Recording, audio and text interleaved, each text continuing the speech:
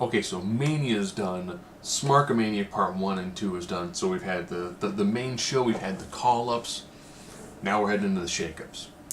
So we're going to try to do this. Here are the rules I've got. It's going to be kind of a one-for-one. You know, like if Charlotte goes from SmackDown to Raw, I picture SmackDown picking up another woman. Yeah, I picture them being kind of even. So I'm not picturing a lot of the main event guys jumping back and forth. The true main event guys, not the. So if I take a tag team from SmackDown, I'm taking a tag team from Raw. I also do not want to split up tag teams. The Usos work well. Jimmy or Jay do not work well.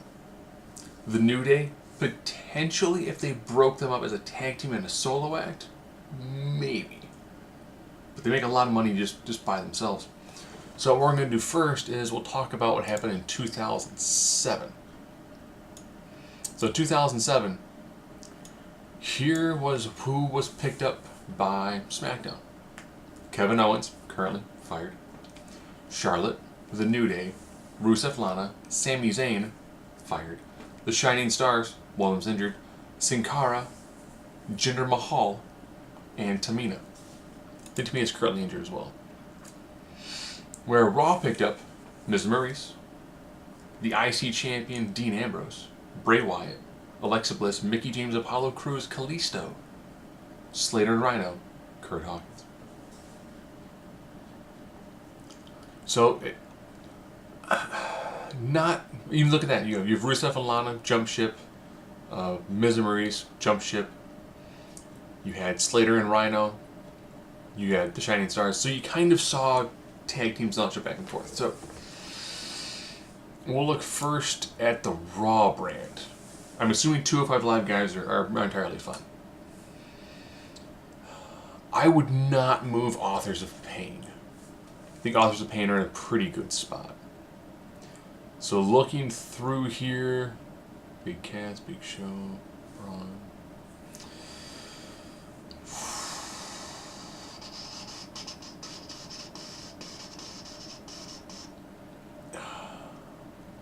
I say Jeff Hardy's a definite. Looking through, I would actually swap.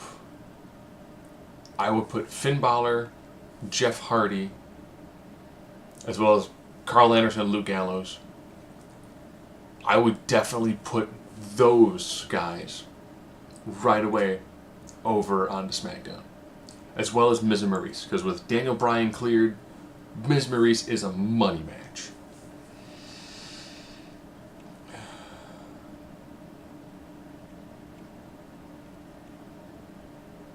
And I could maybe also do the Revival.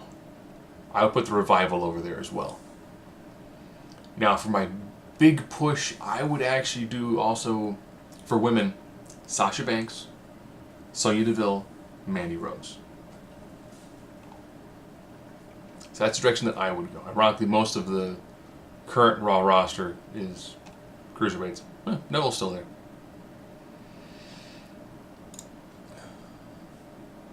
So I've swapped effectively one full tag team, 3 active female competitors, and I would take Lana and Rusev, or actually I'd probably do Lana, Rusev, Aiden English, and transplant all of them over onto the Raw, the Raw side of things. I would probably also go with the team of Breezango. I think Breezango could potentially do some more unique stuff over there. I would not bring over the Miztourage. No. I don't see a reason to bring those guys over. You need a tag team that's going to lose a lot, and I think you have the heel tag team that jobs and the face tag team that jobs. It works pretty well. So I swapped over some women, so we'll go with some of the women first. Lana for Maurice is fine. To balance out the loss of Sasha, I would actually bring over Charlotte. I think Charlotte on Raw makes sense. I would also probably bring... So I'm on the fence about bringing Becky over, because Becky feuded with Bliss. She feuded with Mickie James. I think you keep Becky Lynch on SmackDown. So for the women, I would definitely trade over Charlotte. She dropped the title. I mean, she's probably fine doing that. Maybe the Iconics. I think if you do a swap of Mandy Rose and Sonya Deville for the Iconics, it puts them in a bigger location. They continue their feud with Charlotte. And I think they would do some great work with people like Bayley. They also, too, if they want to turn Alexa Bliss face, that's the people you do to have them be the uber heels. So that would be the three women that I would go with. Just looking through who they've got, because I would keep Becky Lynch on SmackDown. I could see her actually going to one side then coming back. And maybe also Natalya, just to freshen her up a little bit. But I picture keeping the Riot Squad there.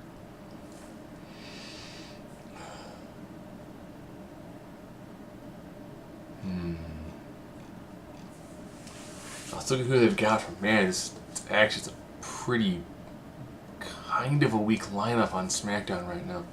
I do think Bobby Roode makes sense to jump ship. I see Bobby Roode going to Raw. I think Bobby Roode is probably a fair enough trade for about Jeff Hardy.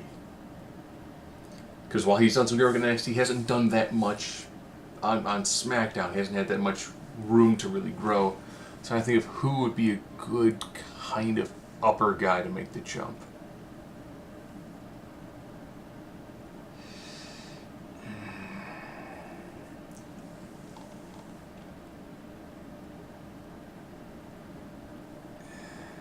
I've already got Rusev. Man, that's kind of a slim picking roster. They don't really have a guy who I would say, unless you put Ziggler on Raw, I would not move Daniel Bryan. That would be so. Unless they put Roman onto SmackDown, you do not move Daniel Bryan. Because whatever show Daniel Bryan's on, he is the most over face. I think instead you keep him on SmackDown. That way, then your upper event ends up being we've got Daniel Bryan, you have AJ Styles, newly brought over Finn Balor, Shinsuke Nakamura. That by itself is a pretty solid upper group.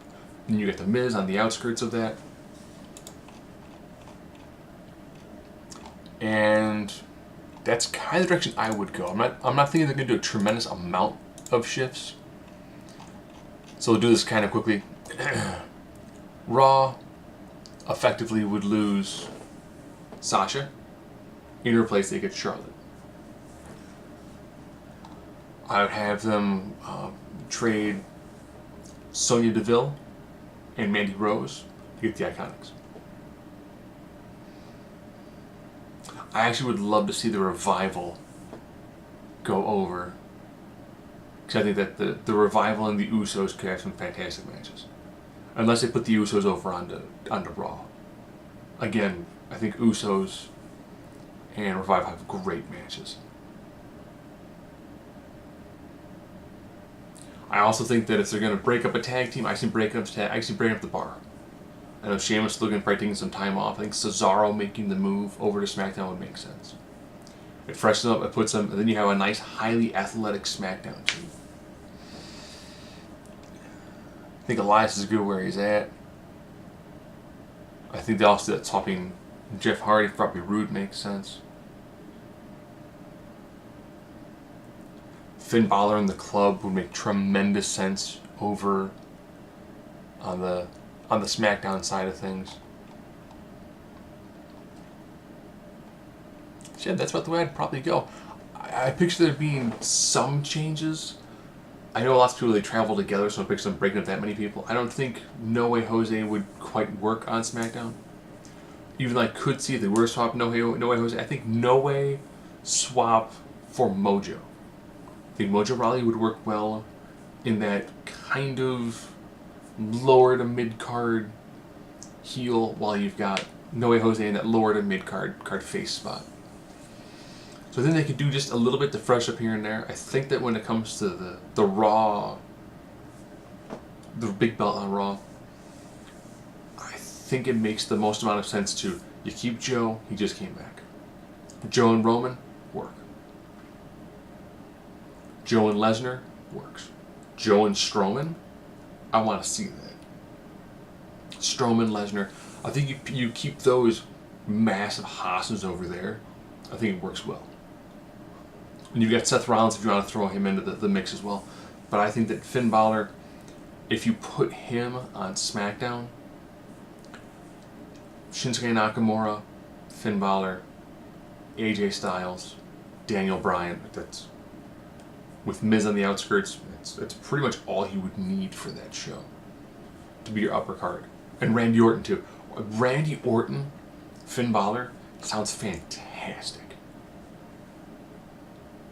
Finn Balor with the club showing up, dealing with AJ Styles. If they want to turn Finn heel, perfect. If all them be like a 4-man group, have Balor go after the mid-card title, have the club go after the tag belts.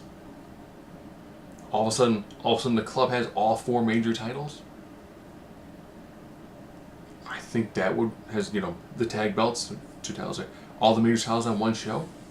I think that actually kind of works. Works pretty well. I could see Paige bringing over her proteges, helping them get some more seasoning. I could see the Iconics following Charlotte just to keep that feud kind of going, and that way then you've got Charlotte with a decent amount of people that she can feud with. I mean, she spent a lot of time feud with Sasha. I picture you put Sasha on the blue brand. I would keep Becky on the blue brand just because then that way then you've got Sasha and Becky can have feuds. It allows Becky to kind of take her place higher up in the card on that division again, because she's always going to be second fiddle when Charlotte's there. If Sasha goes up and she's the heel, there's your dominant heel. Worst comes worst, she actually could pick up Mandy Rose and Sonya Deville as her running mates if she wants them. Cool. If not, then you've got people who can have nice matches with Becky Lynch. And that way then you kind of freshen up both women's divisions just enough. You freshen up the top of the card on SmackDown, which needs it. And you do a little bit just with the tag teams. Not a lot, just a little bit. I think there's enough tag teams that you got to spread them out a little bit more. That's kind of the direction that I would go. I guess we will find out on Wednesday what direction the E decides to go.